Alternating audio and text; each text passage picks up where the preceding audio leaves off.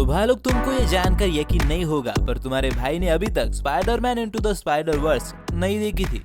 ये झूठ है, झूठ है, झूठ है। वो क्या है ना, मैं गांव में रहने वाले उन लड़कों में से हूँ जिनकी पैसों के मामले में हमेशा लगी रहती है। इन्हें अपना पहला सेकंड हैंड मोबाइल भी 10वीं या फिर 12वीं पास होने के बाद खुद काम करके लेना पड़ता है। तो इतनी बुरी हालत होने की वजह से ही तुम्हारा भाई भी 2022 तक इंटरनेट की इस माया जाल से परिचित नहीं था, और यही वजह थी कि अभी तक मैंने Spiderman into the Spider Verse के साथ ऐसी बहुत सारी चीजें हैं जिनसे मेरा परिचय नहीं हुआ है, लेकिन मैं अभी धीरे धीरे जान रहा हूँ और तुमको भी बता रहा हूँ। तो चलो, मेरा इतिहास बहुत हो गया, स्पाइडरमैन पर वापस आते हैं। वैसे मेरे को हर चीज शुरुआत से देखना पसंद है, इसलिए मैंने पहले Spiderman into the Spider Verse Telegram से डाउनलोड करके मतलब देख ली है, और उसके बाद part 2 Spiderman across the Spider Verse देखा। बस इसीलिए इस वीडियो को आने में थोड़ा सा टाइम लग गया, या फिर ज्यादा ही टाइम हो गया है। और क्योंकि मैं उन लोगों में से हूँ जो कॉमिक नहीं पढ़ते हैं, तो ये पहला पार्ट मेरे लिए बहुत नया था, पर मानना पड़ेगा बहुत मजा आया।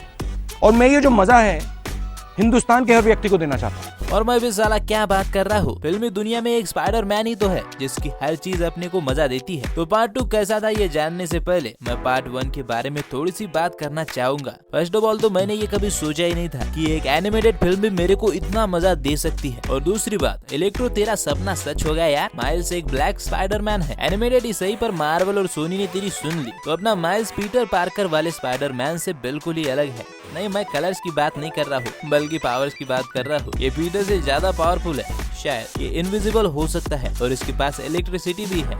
देखा भाई इलेक्ट्रो, तेरी पावर्स ले ली इसने। इसे स्पाइडरमैन बनाना तेरा ही सपना था ना, तो अब भुगत। ये भगवान क्या जुल्म है। फर्स्ट पार्ट की कहानी में काफी दम था। एक सन की इंसान जो अपनी फैमिली को वापस लाने के लिए एक पोर्टल खोलता है, पर इसकी वजह से अपने को ये पता चलता है कि एक सुअर भी स्पाइडरमैन हो सकता है। ये सब क्या देखना पड़ रहा है।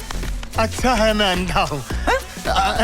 और क्योंकि ये डिफरेंट यूनिवर्स के स्पाइडरमैन का आइडिया काम कर गया, तो पार्ट 2 में तुम देख सकते हो इन्होंने पूरा रायता फैलाया हुआ है। पर पार्ट 1 में पर्सनली मुझे स्पाइडरमैन के बारे में बहुत सारी नई चीजें पता चली, जिसकी वजह से मैं पार्ट 2 को लेकर और ज्यादा एक्साइटेड हो गया था। पर क्या मुझे सेटिस्फेक्शन हुआ, जानेंगे आगे। लेकिन बेटा लोग, आगे Spiderman across the Spider Verse को लेकर स्पॉयलर्स होंगे, तो तुम अपना देख लेना। और जिन्होंने भी ये फिल्म नहीं देखी वो यहाँ से कट सकते हो। तो 1.5 साल पहले जो कांड हुआ था, तब से अपना माइल्स ही स्पाइडरमैन बना हुआ है, और इतने दिनों में इसने जो कुछ भी किया है उससे तुम कह सकते हो कि ये बिल्कुल भी मैच्योर स्पाइडरमैन नहीं है। और वैसे ठीक भी है, 15-16 साल का बच्चा इतनी बड़ी जिम्मेदारी ऐसे ही निभा सकता है। माइल्स भी हर स्पाइडरमैन की तरह लेट आता है, उसको एक बड़े कॉलेज में भर्ती होना है, और पिछली बार की तरह ही उसके डैड उसको लेकर परेशान रहते हैं। और सबसे जरूरी बात, वो अपने मल्टीवर्स के दोस्तों को काफी मिस करता है, खास करके गोंडा को। और बेड़ो, मैं तेरे को बता रहा हूँ, बंदा उसकी याद में मजनू के माफिक तड़प रहा है। इधर गोंडा की भी अपनी एक दुख भरी अलग सी कहानी है, लेकिन अमेजिंग तो ये है।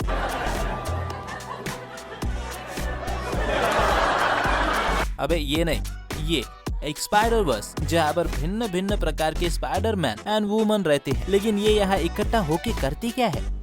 तुम्हारी वास्तविकता की रक्षा गोचू प्रसाद।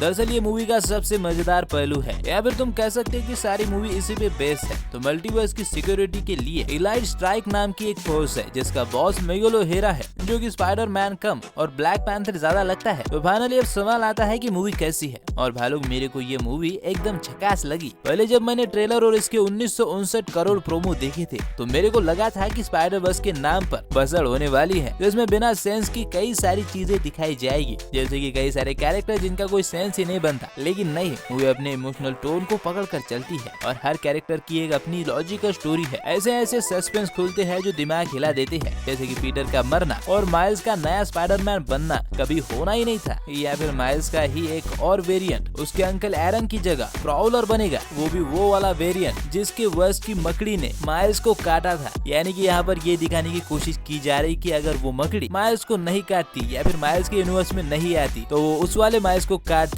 और वो प्रॉवलर की जगह स्पाइडरमैन बनता। यानी कि सब कुछ बदल गया है माइल्स की या फिर स्पॉट की एक गलती की वजह से। क्योंकि अगर तुमने ध्यान से देखा है तो स्पॉट ने कहा था कि वो मकड़ी माइल्स को स्पॉट की वजह से ही काटी थी, क्योंकि स्पॉट ने उसे उस वर्ष से इस वर्ष में लाया था। खैर छोड़ो, ये थोड़ा सा कंफ्यूजन वाला मामला है जिसे हम किसी और वीडियो में एक्सप्लेन करेंगे। लेकिन तुम ये कह सकते हो कि ये सस्पेंस वाली चीजें काफी ऑसम थी। और यार, ग्वेन और माइल्स का वो आंखों ही आंखों में इशारों वाला प्यार, मेरा तो दिल ही छू लिया इन्होंने। अगर विलन्स की बात करूँ तो स्पॉट तो बस अभी अभी इंट्रोड्यूस हुआ है, और मेरे हिसाब से इस पार्ट का असली विलन ये blue panther I mean Miguel O'Hara है, जो हाथ धो के माइल्स के पीछे पड़ा है, क्योंकि जो कुछ माइल्स के साथ हो रहा है तो इसके साथ भी हुआ था। तो शायद वो ये नहीं चाहता कि एक और दुनिया बर्बाद हो, या फिर माइल्स का अचानक से स्पाइडरमैन बनना इसको खटक रहा है। यानी कि हम कह सकते हैं कि स्टोरी के पास एक मोटिव तो था, लेकिन फिर भी जिस तरह से इस कहानी को दिखाया गया है, कई लोगों को ये कहानी कॉम्प्लिकेटेड लगेगी, जिसमें ना प्रॉपर एंडिंग है ना ही एक पावरफुल विलन। पर यही तो बात है, ये मूवी बस एक स्टार्टिंग की तरह है जिसमें माइल्स को अपनी हकीकत पता चली है। अब असली खेल तो स्पाइडरमैन बियॉन्ड द स्पाइडरवर्स में शुरू होगा। वैसे मैं तुम्हारी जानकारी के लिए बता दूं कि पार्ट 3 में भी अपना पवित्र प्रभाकर दिखने वाला है, क्योंकि उसकी आइटम यानी कि गायत्री के पप्पा को माइल्स ने बचाया है, जबकि उसे वहाँ मरना था। तो बेसिकली अब मुंबई भी खतरे में है। और मूवी के लास्ट में जब ग्वेन अपनी टीम बनाती है तो उसमें भी पवित्र प्रभाकर को देखा जा सकता है। वैसे यार अब लड़ाई स्पाइडरमैन वर्सेस स्पाइडरमैन की होगी, और क्या तुमने कभी सोचा है कि खुद से ही लड़ना कितना मुश्किल काम होता है? तो बेटा लोग, अभी आगे स्पाइडरमैन बियॉन्ड द स्पाइडरवर्स और बाकी आने वाली सभी पार्ट में बहुत मजा आने वाला है। और मैं ये उम्मीद करता हूँ कि एटलीस्ट पार्ट 3 में तो स्पॉट को एक अच्छा और प्रॉपर विलन बनाया जाएगा।